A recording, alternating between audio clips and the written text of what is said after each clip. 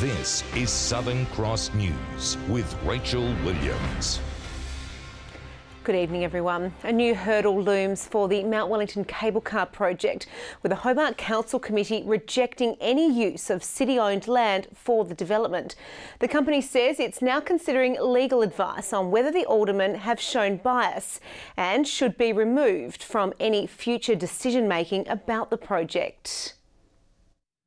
What would normally be a small council committee attracted quite an audience last night. The meeting dealing with a request for the Mount Wellington Cableway Company to conduct a flora and fauna survey on council land near the Hobart Tip. This was supposed to be a very routine approval that would normally have been handled by the General Manager. In a turn of events, that was rejected, and Alderman Briscoe put forward his own motion to block use of any council-owned land for construction of an access road or any supportive infrastructure. Yeah, they're after a road. The road in this area is not suitable. It would imply bulldozing 2 kilometres of sensitive vegetation. But they weren't asking for that, they were literally just asking for a study. Well, good on them, but put an application in for a landlord approval to use the land first, like all applicants do. They're essentially closing the door on any council assets being used for a cable car project, which is completely crossing that line of preconceived bias. The company now seeking legal advice with the aim of blocking the aldermen from any future decision-making for the project. We believe these aldermen have demonstrated clearly a bias to our project, and as such the Code of Conduct precludes anyone coming to the table and not declaring that conflict and needing to excuse themselves from any vote. There's the pot calling the kettle black there. There are a list of people who could be knocked out in exactly the same way. But look, no, they haven't shown themselves to be biased in this. They've said, just like CUB did, we won't let you use our land. The full council will now vote on the issue on the 20th of August. Given that the company's been refused landholder consent by the brewery, and now it looks likely the council, one would think that the company's only option will be to look for special legislation from the state government. In a statement, the government says it's a strong supporter, but it's always said the cable car must obtain all necessary approvals. Michael Breen, Southern Cross News. Police believe a fire which gutted an Exeter house overnight was deliberately lit. Emergency services arrived at the unit at 9:30 last night to find the property engulfed in flames. Neighbours were evacuated as crews extinguished the blaze. No injuries were reported. Tasmania Police is also investigating a fire that damaged the front of a Litani unit and 2 cars parked at the residence. Emergency crews responded to calls from neighbours at around midnight. The blaze was quickly extinguished. The cause of the fire is still undetermined. The total damage estimated at $80,000. Anyone with information about either fire is urged to contact Crime Stoppers. The winds are starting to die down tonight after some wild weather hit parts of the state this afternoon.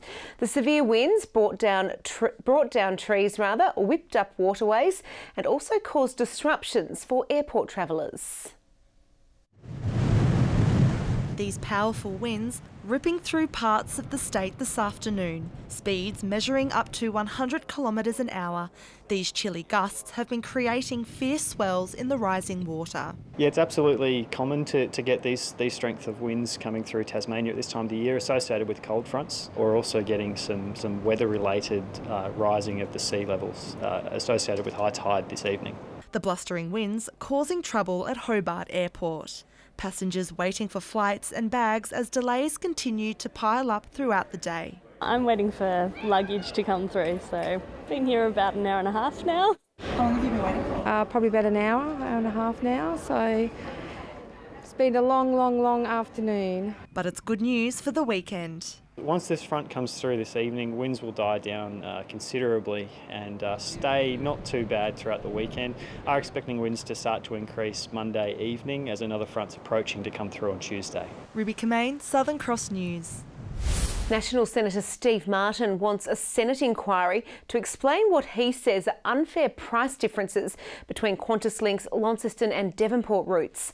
Senator Martin says despite the same aircraft travelling similar distances, Northwest coasters are paying more for airfares. An inquiry is underway into regional air routes, but the Senator wants it to meet in Devonport to examine price inequities in Tasmania. Well, the community have long said that there has been a large difference in pricing and it's a lot cheaper to come through to Launceston, but we're travelling about the same distance and same time. In a statement, Qantas said airfares were influenced by route economics and airport charges. Tasmanian Energy Minister Guy Barnett says he's pleased National Energy Guarantee talks will go on after threats by Labor states to sideline the deal. The minister was among leaders at today's COAG meeting in Sydney, where it was agreed to take the policy to the next stage in an attempt to reduce power prices as well as carbon emissions. The NEG underpins further interconnection, it underpins pumped hydro and our efforts to be the battery of the nation. State Labor argues there's not enough detail in the policy and doesn't set a strong enough target for renewable energy. The problem we've got is that Minister Barnett is blindly signing up to this program and clearly the modelling is excluding Tasmanian renewable energy projects, which is of great concern. The first of 33 trucks has departed from Tasmania today, fully loaded with hay bales for drought-affected farmers in New South Wales. It's a very special delivery, given the Tassie farmers who have banded together to donate the hay were severely impacted by the devastating floods in 2016. Michael's dairy farm in Latrobe was completely wiped out by severe flooding 2 years ago.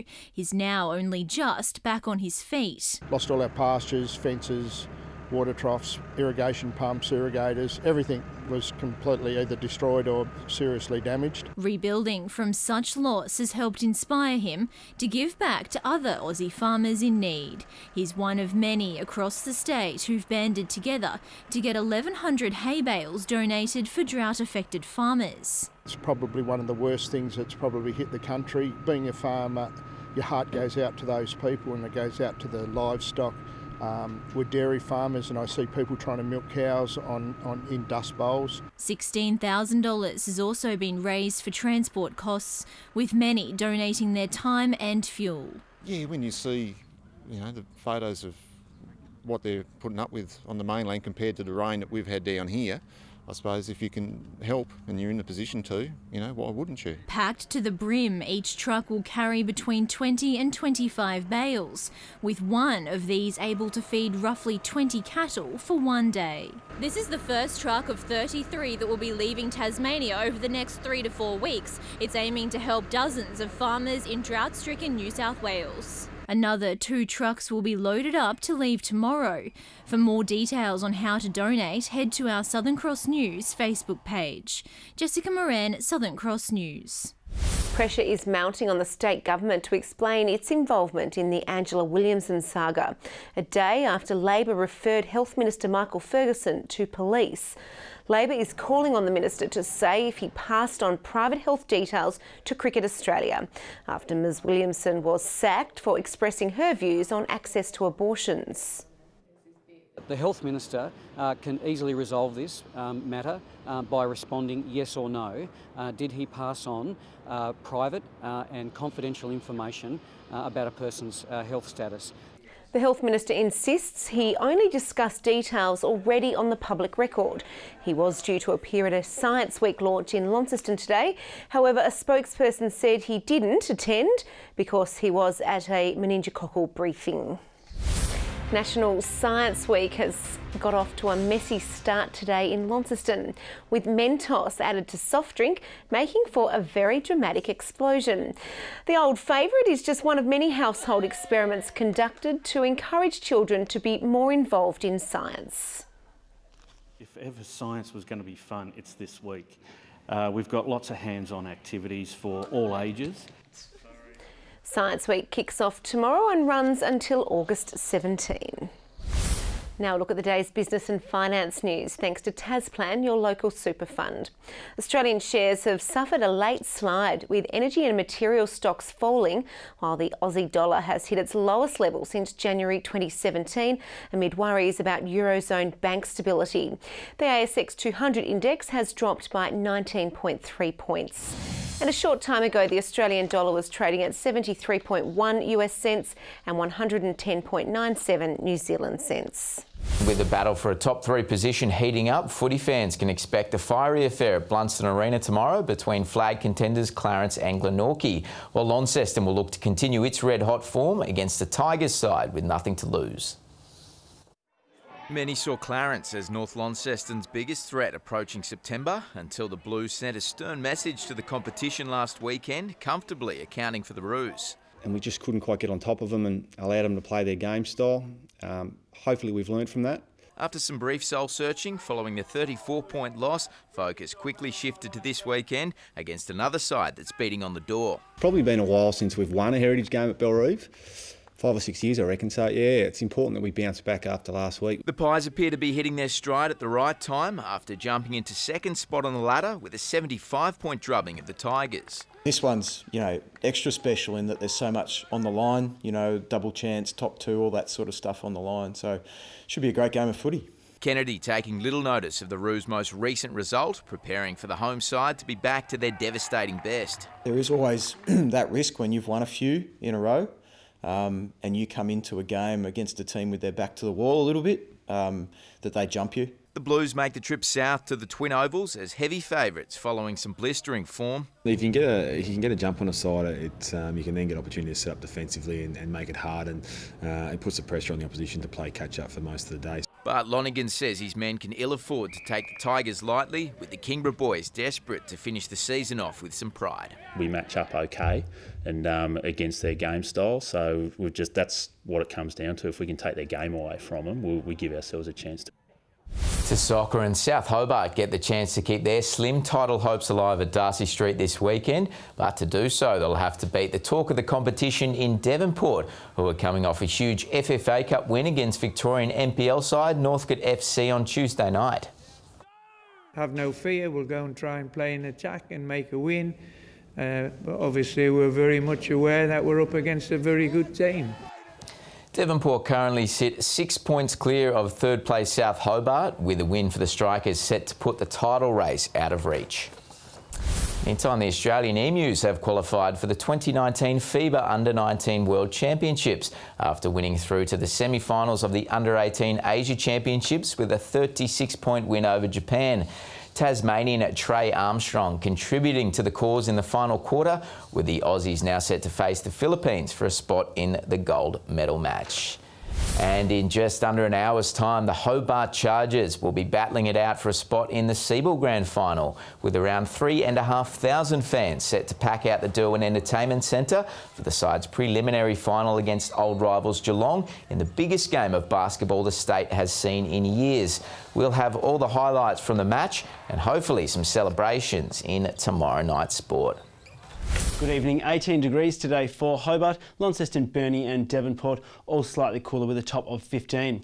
Around Tasmania, 20 degrees was the state's top at Friendly Beaches, 17 on Flinders Island and also Campania, 16 for King Island, 16 also for Medina and Ouse, Smithton, Wynyard and Strawn, all a top of 15, with 14 degrees at Cressy, Low-Head and Scottsdale. A clear band of high cloud visible crossing Tasmania, colder convective cloud moving in behind, and further out shows a cold front extending from WA through South Australia and into Victoria. A cold air mass following behind this visible in the bright cloud there, with the remainder mostly cloud-free. Tomorrow a cold front moves from the state and into the Tasman, a surface trough crosses the state, and the remainder of the country is dominated by the high. West to northwesterly winds 10 to 20 knots tomorrow, tending west to southwesterly at 15 to 25 knots during the day, with seas between 1 and 2 metres. Looking to the forecast, Hobart 13 degrees, Medina 9, Oatlands 9 also, with some showers expected there. Showers through the north, 13 for Launceston, Devonport 12, 5 degrees in Lyowini. 12 in Burnie, a possible storm, and 11 for Strawn, with 11 also for Marrawar, and 13 degrees and showers for St Helens and Swansea, 12 at Orford. A few clouds about the east coast on Sunday, showers elsewhere, mostly cloudy conditions on Monday, just some showers possible there throughout the west, with late showers for the north and the west on Tuesday, cloudy conditions throughout the east coast. Looking to tomorrow, sunny and 17 in Perth, 12 degrees for Adelaide, 13 and showers for Melbourne, sunny and 25 in Sydney, 23 in Brisbane, with 32 and sunny for Darwin. And cloudy conditions continuing across the state this evening. Hobart 9 degrees, 12 for Launceston and 10 in Devonport. Have a great weekend, Rach. I will. Thank you for that, Sam. Well, that's all your news for now. Thanks for joining us. I look forward to your company over the weekend. Bye for now.